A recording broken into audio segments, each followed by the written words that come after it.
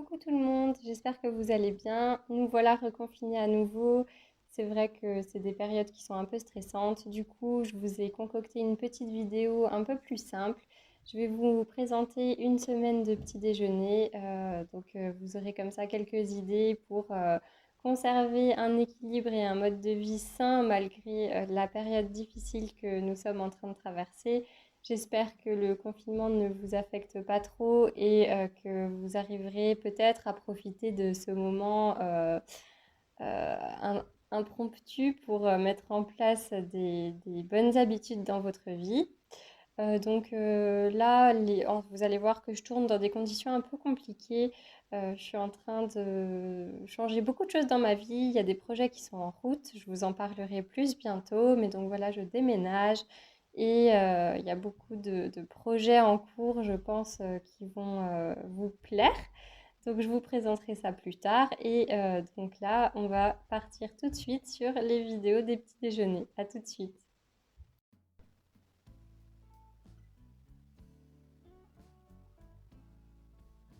Pour démarrer ma semaine, je commence avec un petit déjeuner très simple qui demande très peu de préparation. Donc du coup, j'ai pris du fromage blanc bio que je vais agrémenter avec quelques petits toppings que je vais vous présenter tout de suite.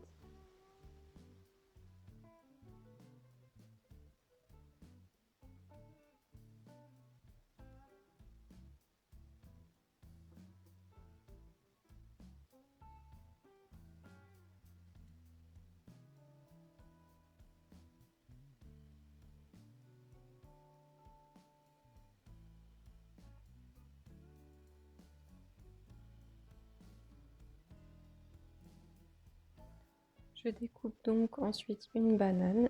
Effectivement, c'est pas un fruit très local. C'est vrai que quand je suis chez moi, j'ai pas l'habitude d'en manger aussi souvent. Pour ceux qui me suivent sur Instagram, vous avez dû remarquer qu'en règle générale, je favorise plutôt les fruits et les légumes locaux. Là, pour tourner cette vidéo, je n'étais pas à la maison, donc j'ai pris les fruits que j'avais sous la main. Je coupe la banane en petites rondelles.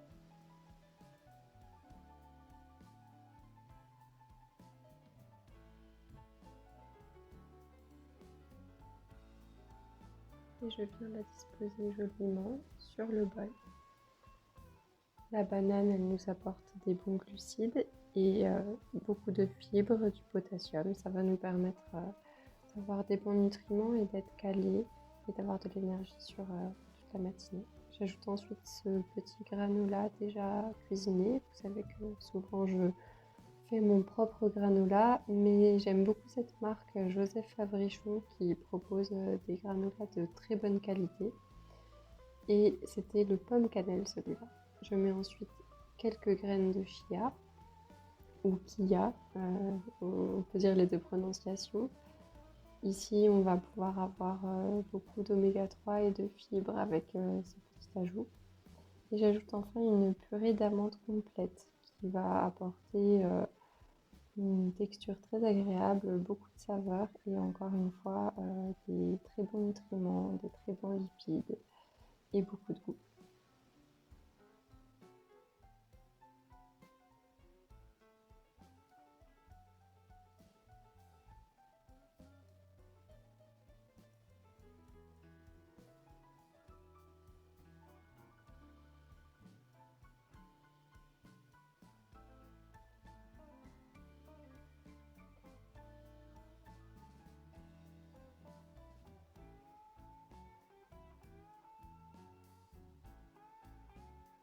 Pour le petit déjeuner suivant, je prépare tout simplement un porridge. Donc je mets dans une casserole une dizaine de cuillères de flocons d'avoine. À chaque recette, je préparais les petits déjeuners pour ma mère et moi. Donc les proportions sont toujours en double. 5 cuillères suffisent pour une personne. Et je mets ensuite du lait de soja à hauteur. Donc comme vous voyez, je ne mesure rien du tout. Je fais juste en sorte que les flocons d'avoine soient recouverts.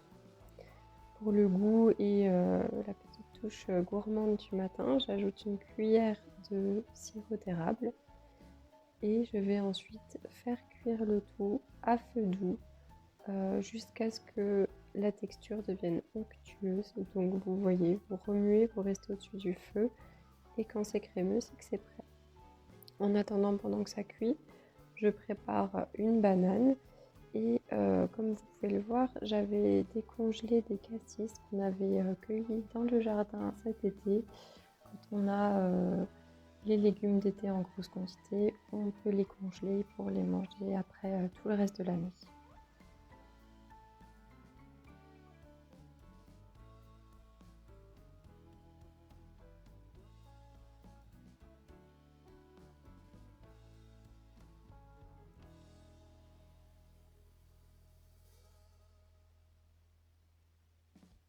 J'ai eu un problème technique qui fait que je n'ai pas pu vous filmer le montage, mais voilà, c'est terminé. J'ai rajouté donc le cassis, un peu de chocolat et des noix, du chocolat noir à 70%.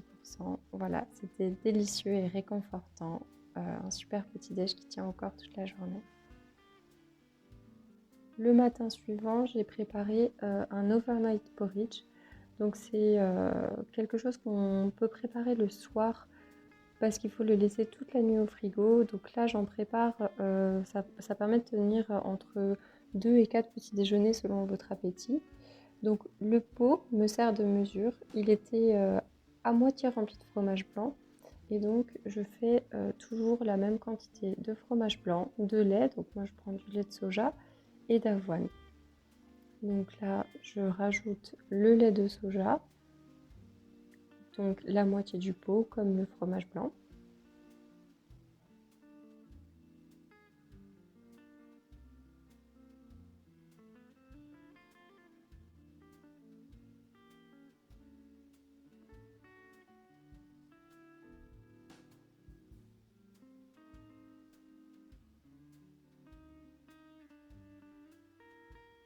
Et j'ajoute ensuite à nouveau la moitié de pot de flocons d'avoine.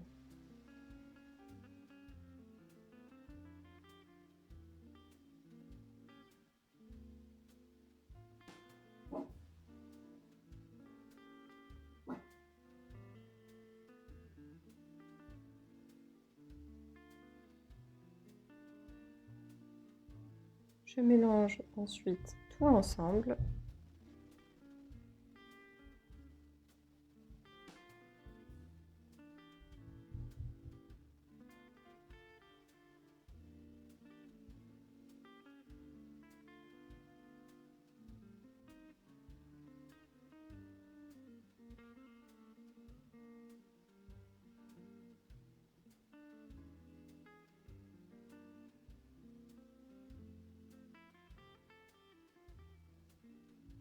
Et j'ajoute encore une fois pour le goût un petit peu de sirop d'érable. Vous pouvez ajouter ce que vous voulez, pourquoi pas de l'extrait de vanille ou de l'extrait d'amande amère, de la fleur d'oranger, à vous de voir, vous pouvez varier les plaisirs. Je remue une dernière fois.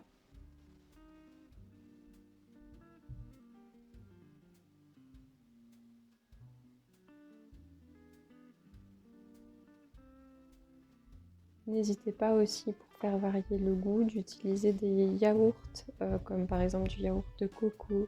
Idem pour le lait, vous pouvez utiliser du lait d'amande. Vraiment, les saveurs sont très variables.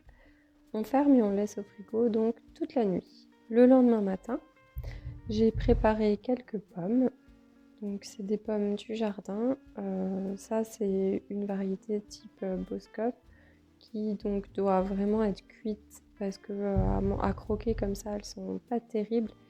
Et en plus j'aime bien avoir des fruits chauds sur le porridge parce que ce porridge là, comme il n'a pas de cuisson, il se consomme donc froid et la petite association des fruits chauds sur un porridge froid, c'est juste ultra réconfortant le matin. Là, j'ajoute une petite noix de beurre. C'est pas obligatoire. C'est juste que je n'avais pas mes poêles anti-adhésives et ces poêles-là elles risquent un peu d'accrocher au niveau des pommes. Donc là, j'ai dû rajouter un peu de matière grasse.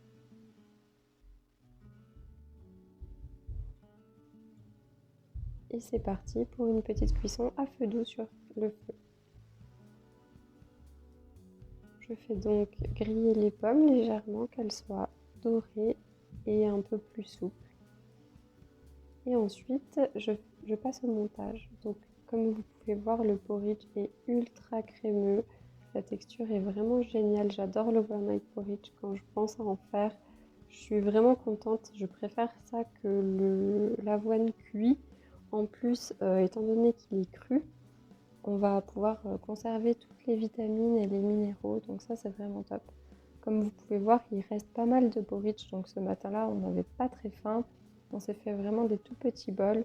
Mais je pense qu'on peut faire 2 gros bols ou 4 petits avec la quantité que je vous ai montrée.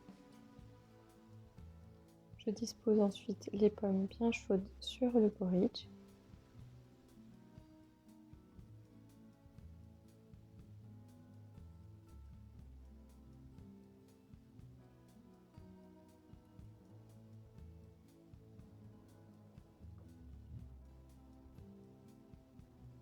Et je viens ajouter de la cannelle en poudre.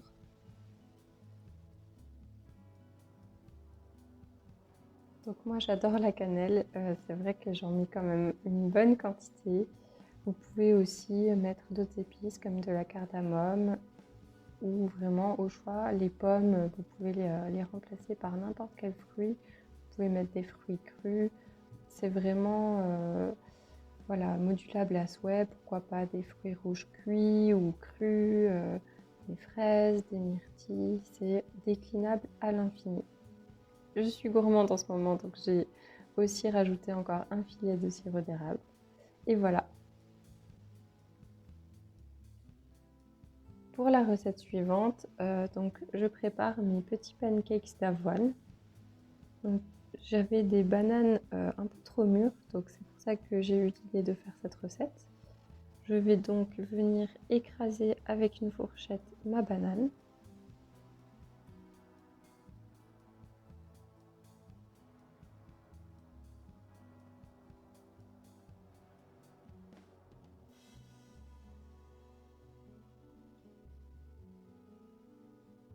Et je viens ensuite casser d'abord un œuf.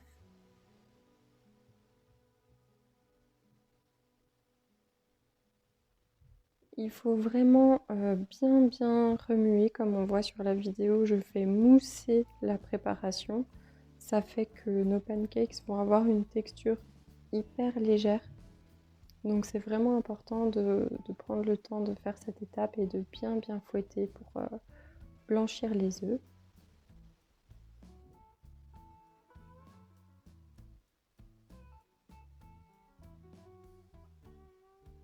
J'ajoute ensuite les flocons d'avoine. Donc comme vous pouvez voir, encore une fois, je ne mesure pas. C'est vrai qu'en cuisine, je fais toujours un peu tout au pif. Mais je vois la texture au fur et à mesure que j'ajoute les ingrédients. Et du coup, c'est vrai que quand je vous poste des recettes sur Instagram, c'est toujours difficile pour moi parce que je ne mesure jamais rien. C'est une catastrophe. Donc là, je rajoute encore un tout petit peu d'avoine parce que la texture était encore un peu trop fluide. Et je vais venir rajouter du bicarbonate pour que ça lève. Alors pour les véganes ou les personnes allergiques aux œufs, vous pouvez mettre de la compote, 50 g de compote pour un œuf.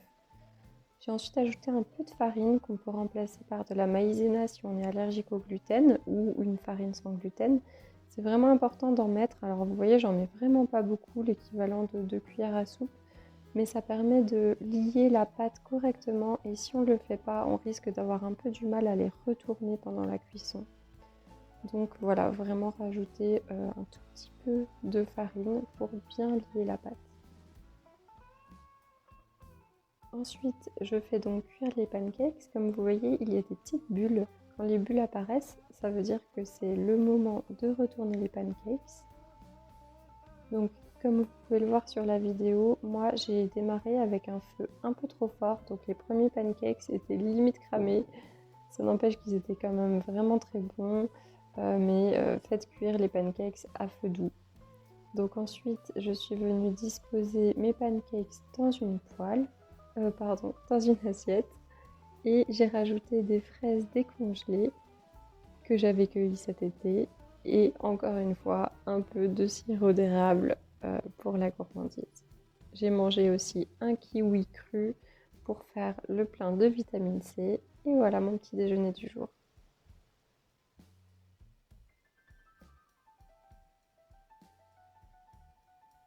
Voilà les amis, cette vidéo est terminée. Généralement le matin, j'aime bien faire une grande balade avant de prendre mon petit déjeuner. Il n'y a pas cette petit déjeuner parce que je fais souvent le jeûne intermittent et je ne mange pas tous les matins. J'espère que ça vous aura inspiré pour vos petits déjeuners.